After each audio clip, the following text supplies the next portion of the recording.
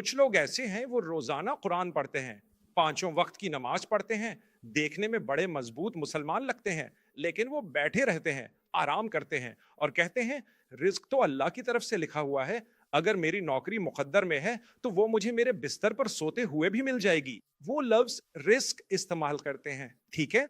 یہ بالکل ایسے ہے جیسے کوئی شادی کرنا چاہتا ہو، اگر آپ اپنا منہ نہیں کھولیں گے، حرکت نہیں کریں گے، دیکھیں گے نہیں، چیک نہیں کریں گے، کوشش نہیں کریں گے، یہ نہیں آزمائیں گے، وہ نہیں آزمائیں گے، تو ہو سکتا ہے آپ کبھی شادی نہ کر سکیں۔ اپنے لیے جو چیز فائدہ مند سمجھتے ہیں اس کے حصول کے لیے محنت کریں، اللہ سے مدد مانگیں، سستی نہ کریں، محنت کریں، پھر انشاءاللہ آپ کو وہی ملے گا جو اللہ نے آپ کے لیے لکھا ہے۔ آپ کو مچھلی چاہیے تو آپ کیا کرتے ہیں؟ دو طریقے ہیں، یا تو آپ مارکیٹ جا کے خرید لیں یا کانٹا لے کر جا کر مچھلی پکڑیں، لیکن آپ صرف بیٹھ کر یہ نہیں کہہ سکتے اے اللہ مجھے مچھلی دے دے۔ اللہ فرماتے ہیں دیکھو ہر جگہ مچھلی ہے، جا کر پکڑ لو، میں نے تمہیں طاقت دی، میں نے تمہیں قوت دی، میں نے تمہیں عقل دی، میں نے تمہیں پیسے دیے، میں نے تمہیں سب کچھ دیا، اٹھو اور جا کر مچھلی پکڑو۔ تو یہ بات سمجھ ہے، کبھی کبھی جو میں نے کہا وہ بالکل منطقی ہے، آپ اس پر ہنس بھی سکتے ہیں، لیکن ہم اپنی زندگی میں یہ کسی اور طریقے سے کر رہے ہیں۔ حبیبی یہ کہنا بالکل درست ہے کہ اسے اللہ پر چھوڑ دو، میں اس سے متفق ہوں، لیکن اس کا یہ مطلب نہیں کہ آپ اس کے لیے کوشش نہ کریں، ورنہ آپ ہر چیز کی شکایت کرتے رہ جائیں گے۔